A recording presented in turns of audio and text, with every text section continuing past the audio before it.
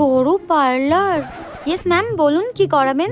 হ্যাঁ, বলছিলাম কি ওই আমি একটু পার্টি মেকআপ করাবো। হ্যাঁ, পার্টি মেকআপ, ওকে ম্যাম। কত কি পড়বে?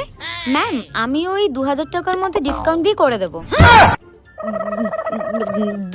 2000 টাকা? না তো কি 200 টাকা? না না না, অত দিতে পারবো না। 2000 টাকা দিয়ে সামান্য পার্টি মেকআপ? ওই তো সামান্য কি রং চং মাখাবেন, তার জন্য 2000 টাকা দিতে হবে?